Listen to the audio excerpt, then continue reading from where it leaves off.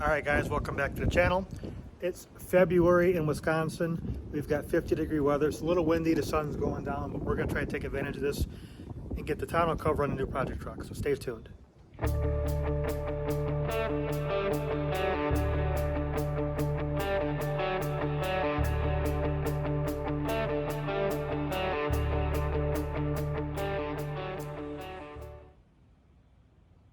All right guys, this particular tonneau cover is made by Gator. Honestly, there's a few other companies that make the exact same tonneau cover. They're probably made in the same factory, but you know, who knows, right? You can see the model number there. Now, this one is specific for the 6.5 foot box. This is a crew cab, but it has a standard box, which is kind of cool. You don't see a lot of those, so we'll do a quick unboxing. But if you have a, you know, the regular, you know, 5 foot 8 box that they get is for this body style, it will be a different part number.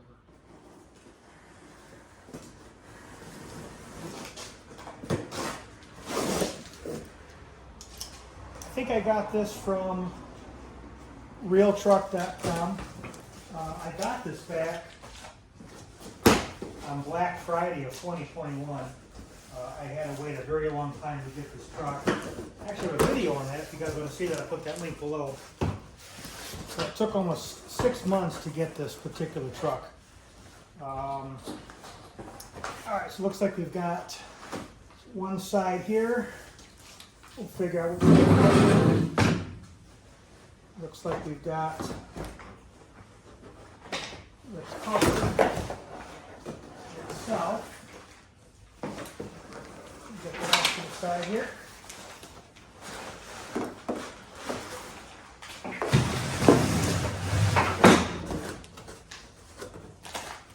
And let's see. Some packing, some instructions. Looks like we've got some assorted hardware, so be careful you don't throw away the hardware. And some packing.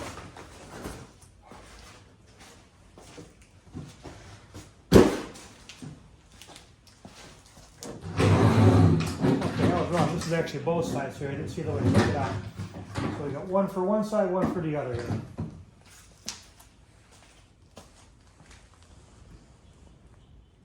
So after you get everything out of the box, the first thing I do is to line these up. This guy will go on the driver's side. This part faces the side of the bed there. This part's the inside where the tonneau cover is going to rest. This is your release latch. Careful with this right here. This is kind of sharp. I kind of wish it wasn't so sharp there. And of course the other one's going to go on the other side. It has a stop here for where the tonneau cover is going to lock in. Looks like they have some protective pads here that we're going to peel off. Let's see, this one's going to be this one here, I think. And I just want you to peel and line it up, and let's see if I can stick it there right the first time. Oh, looks like something like that. I think there's 4 pieces there, so I think you got to do all 4 sides. Easy enough, right?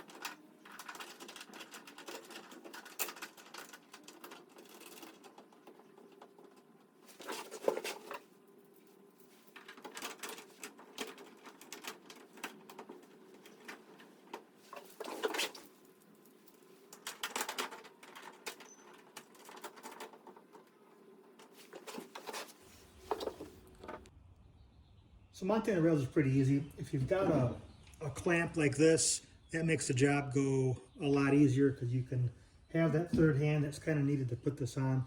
Basically, you get 6 of these clamps, 3 for each side.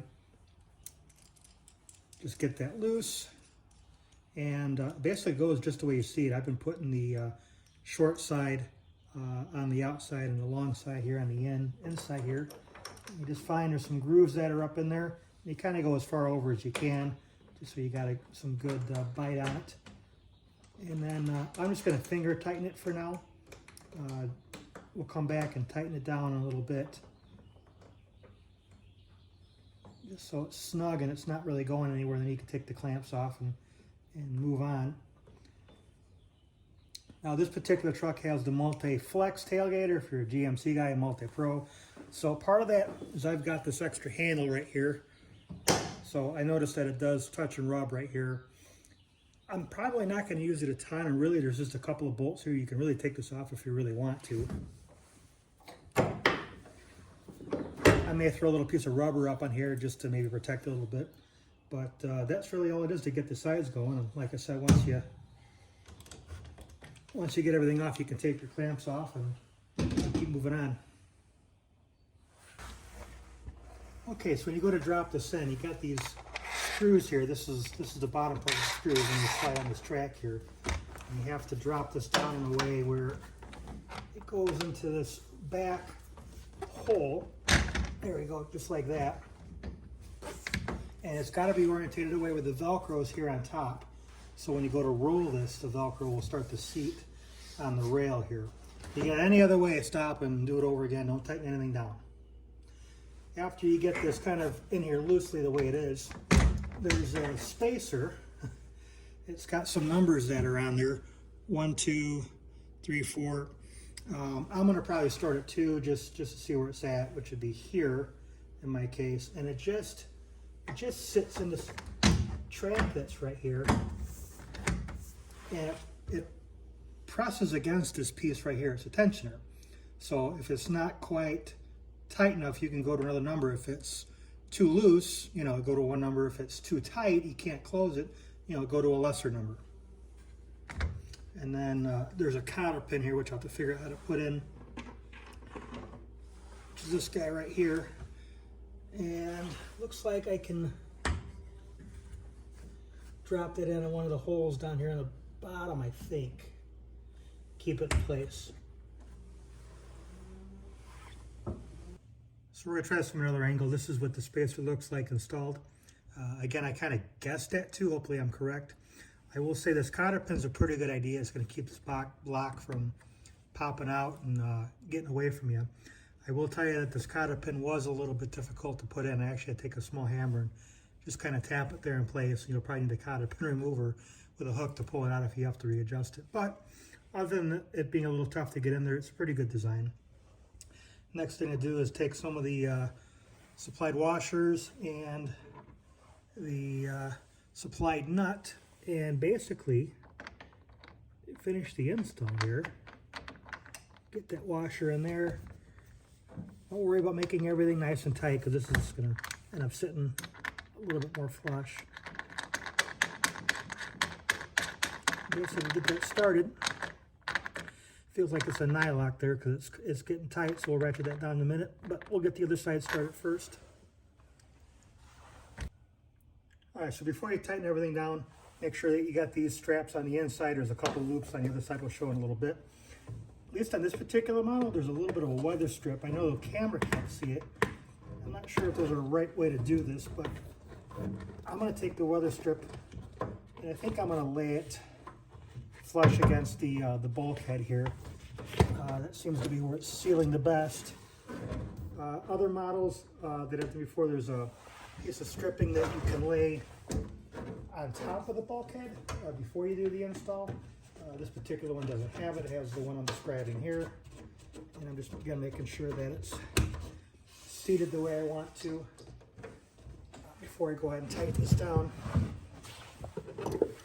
And go ahead and start to do this.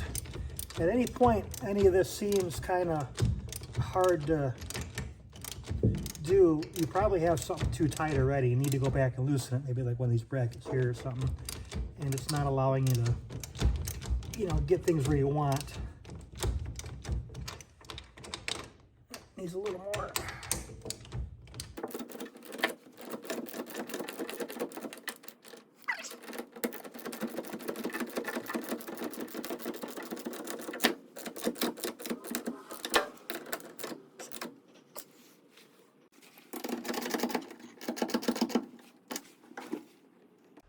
All right, so as you're kind of wrapping things up here, double check, make sure that the cover, of course, closes the correct way. You don't have it on backwards or something like that. Make sure this is sitting level with the bed, and I'll show a shot of the other side there, what it's supposed to look like. I know when I had to, when I was tightening this up, I had to just make a couple of slight adjustments to this sitting level. In my case, make sure again that this is there. I know it's going to hit a little bit. I'll worry about that later. And make sure everything's nice and tight. So here's that outside shot I was telling you about. This is what the rail should look like in conjunction with the cap here. And when I say cap, I mean this part right here. Just to give you guys a quick visual of what it should look like.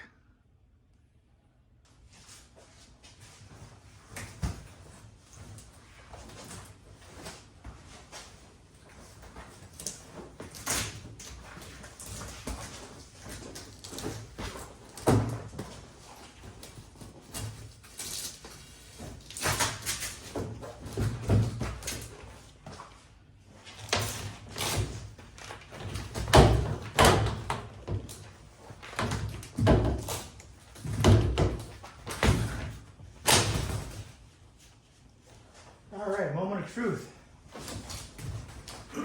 Looks like she fits. Seems to be a pretty good stretch on it. Looks like 2 is a good number to start with.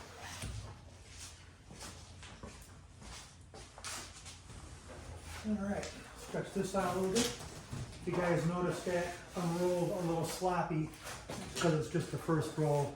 You roll it up pretty tight, it'll roll back down real nice. All right, so it looks like it doesn't interfere with the drop. It doesn't get hung up on there. Seems to be a nice weather strip there. Let's check the other part of the plate.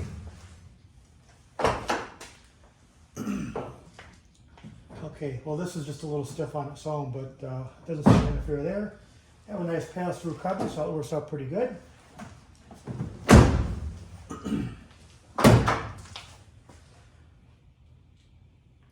All right, let's go ahead and undo the latch. Let's see if we can just kind of roll it up nice and tight here.